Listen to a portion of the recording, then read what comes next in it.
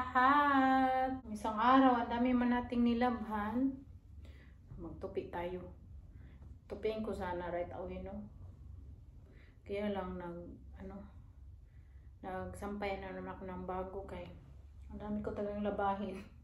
Alam niyo ba, natawa kasi yung turtleneck ko, sinuot ko yun nung papunta kami ni Saki sa Amsterdam, nung hinatid niya ako nung pauwi ako sa Pinas. Nag-hotel man kami every time mag-uwi. Yung turtleneck ko nandito pa din sa labahin ba, nilabhan ko kapon. Buti na lang hindi siya nabaho ba, kasi almost 2 months siyang nasa balde. Pero hindi man siya basa, no? So, pero pa din, almost 2 months siya na walang laba.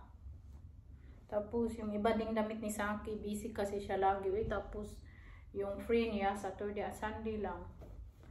So, tapos maglinis pa siya ng bahay daw kasi pag hindi ka din nag-vacuum, so sobrang alikabok. Pagdating ko nga, ang dami talaga dust. Yun, naintindihan ko din siya kaya hindi niya nalabot. Tapos explain talaga siya explain, baka natakot siya, baka magalit daw ako. Sabi ko, hindi ako magalit, kaya na-understand kita. Kaya magluto ka pa ng pagkain mo minsan, pero nagkain mo siya restaurant, pero hindi man everyday. Tapos maglinis pa siya, magtrabaho. So, understandable talaga. Tapos sabi ko sa kanya, okay lang yan, kunting tiis na lang. Kay mag-retire ka na naman, doon na tayo sa Pinas. Tapos lang naman kami, kung doon kami sa Pinas magtira, babalik din kami dito. Yung panaana lang ba? Depende. Update pala sa ating bag, nawawala. Hindi pa din dumating. Tapos sabi man nung nag-file kami ng kompleno na wala yung bag namin, mag-send lang daw ng email. Hanggang ngayon wala akong email na natanggap. Ay, sana darating na yung bag ko. Kasi nagdala ako ng sabon doon. Wala akong magamit. Na sabon na Kojic. Yung pang personal use natin.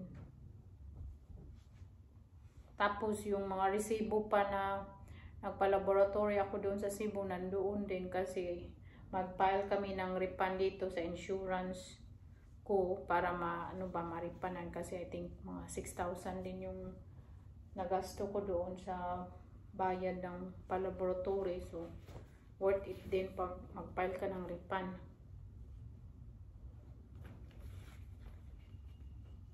Si Saki, nandun siya sa opisina nagtrabaho.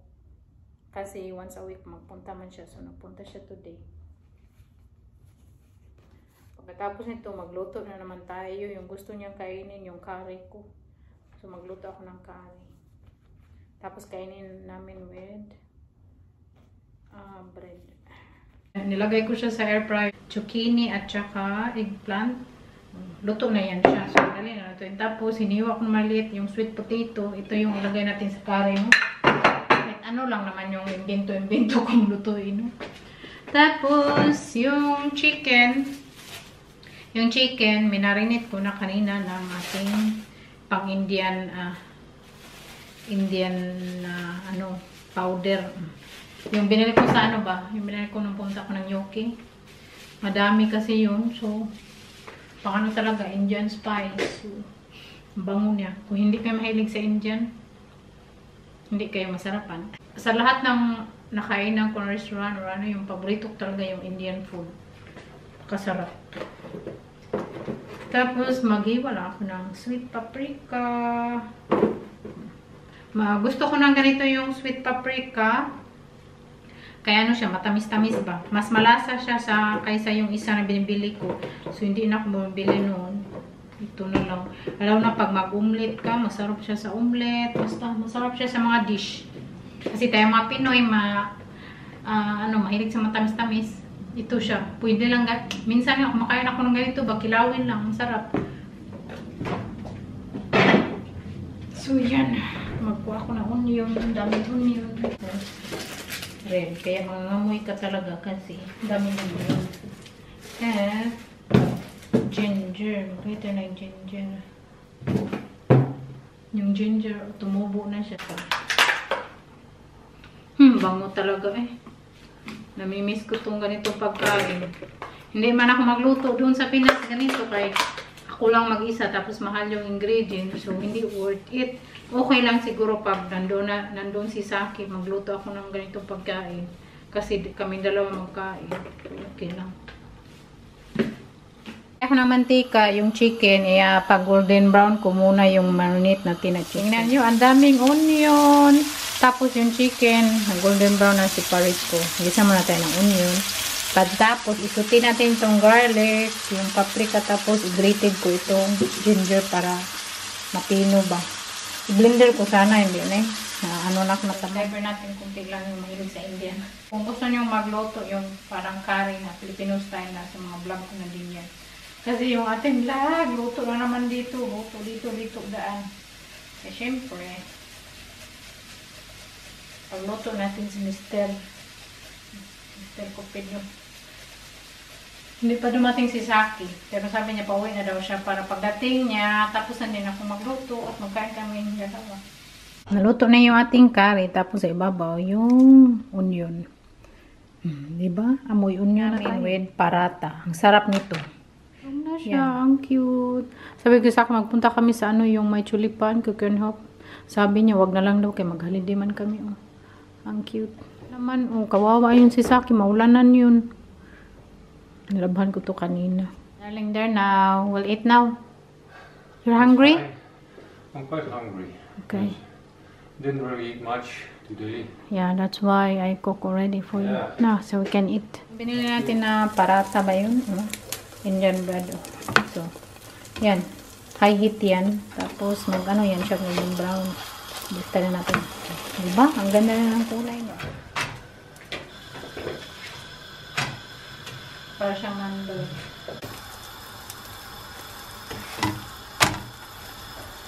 Kain everyone! Our first vlog as husband and wife.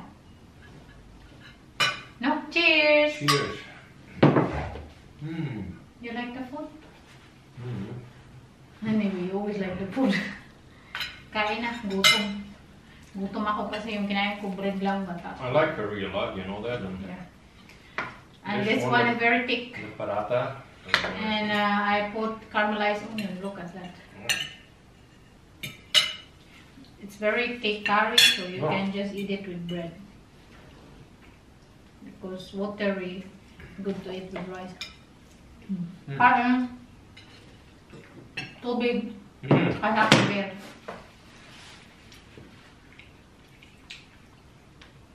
No, Catholic. Beer. We don't have chili. De meeste gevallen van mazelen in de regio Eindhoven. Op dit moment is Maas echt heel erg beperkt tot een klein deel van Nederland. So, relaxing time. Not kami na yung Saki ng news. Kasi yung bag natin, di pa dumating ba. At ano ako ba, kanang pagod pa din ako, inaantok na ako. I'm sleepy, still early. Yeah, it seems you're gonna sleep. Yeah, Wow. It's 6 p.m. here, pero may araw pa. Mamaya pa yan mag-dark around 8. So, yeah, I'm tired. I'm still very tired. I'm sleepy. Because since I arrived, I was also been busy, right? Especially the first day. You've been very busy the first day because you wanted to clean the house. Yeah. And then the next day we went to Groningen with my friends. Yeah. And the next day we get married, and now they wake up early also that time. Right now, relaxing day. Yeah. With my darling. I was just checking Holiday. for a holiday, but it's not very easy to find something, at least not on short notice. I would like to go somewhere for So that's our honeymoon? Honeymoon. Well, we're late for that. We should have left yesterday. Yeah. But since there's an upcoming holiday here, starting next week, it's gonna be crowded everywhere. People just go to Spain, to Greece, to whatever holiday destinations. Because it's So they're all full, and whatever is left is very expensive. yeah. So it's gonna be difficult to go somewhere. We'll see. We just, well, I'm still checking, but there's no end to it. Yeah. We might have to postpone for 2 weeks, 3 maybe. It's okay. That's okay. A lot of these very nice holiday destinations are really warming up during, I think it's starting May, and then especially June, July, August, it's gonna be quite hot. So we're not much into that, right? If it's well, let's say 30 degrees, that's or it could be between 30 and 40. It's just too hot. Too hot to walk around. You want to be able to be active. We like to walk, walk the city. Yeah. We could even, for example, rent a bike and go somewhere, but you don't do that if it's very hot. Yeah.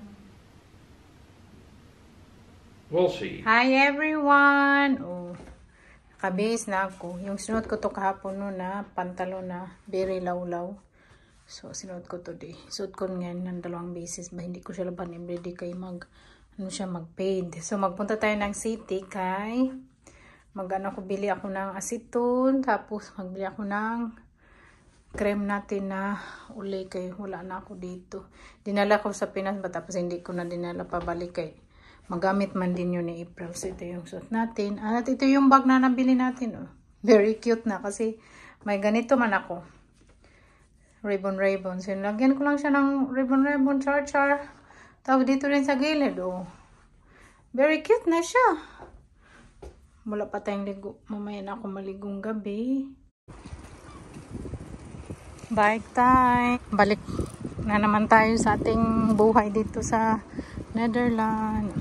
Ang ganda ng araw today. Dito na tayo city. Hanggang dito lang. Amoy yung Indian. Next week magkain kami sa akin. Bili ako ng dyan pang eyebrow. Ang cute nito oh. Perfume ba? Kaya lang walang taster. Sa akin. Pagtapos niya ng trabaho, nag-apas na sa akin. Tingnan nyo. Uy. No, I went the wrong way. Oh my God, there's the Atos, oh? Yeah, it's nearby. But Yeah. Coffee, adik coffee. Antayin ko yung aking tart.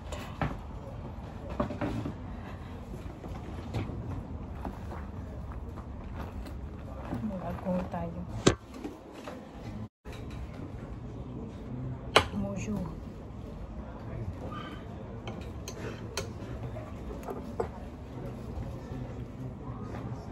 Sabi ko sa akin gawin ko to. I will try to make this one. The mojo. no.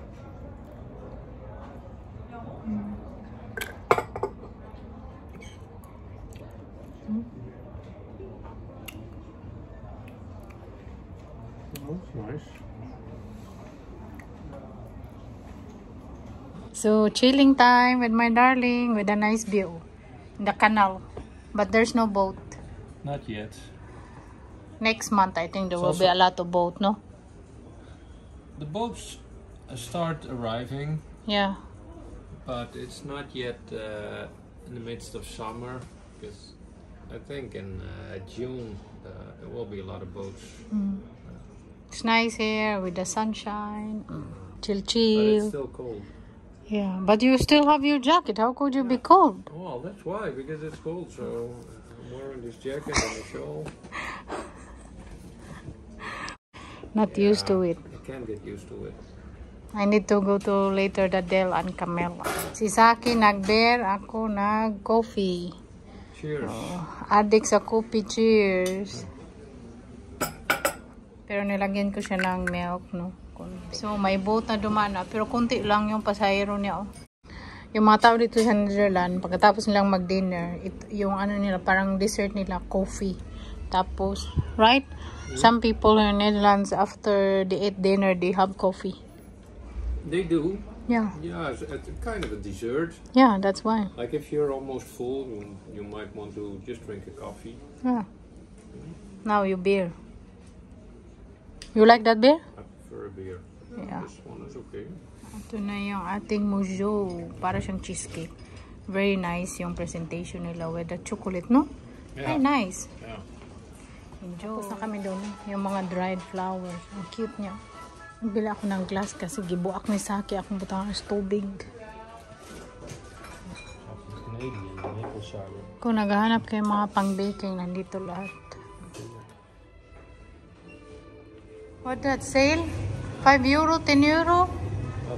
That's a good cup too. Yeah, but this one is it closed down. Ja, daarom. Raul Internet is niet makkelijk. Open in March. Yeah, here they open. They moved. Ah, they already moved. They went to the street where the kruidvat is. Ah, okay. Jammer, we didn't go there. It will be cheaper. Anyway, we don't need it. So, makulay dito. Makulay yung mga baso, mga unan, lahat. Dito din kami bumili ng plato. Yung candle nila baka yung makulay.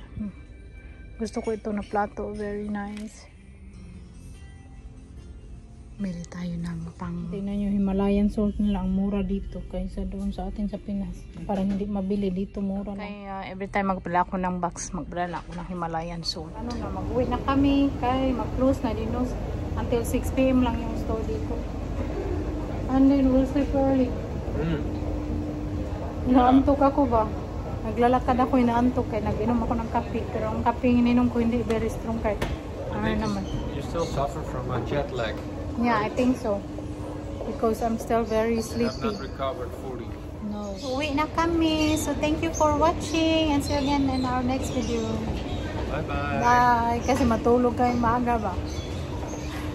Bye! Labas na tayo kay mag-uwi na.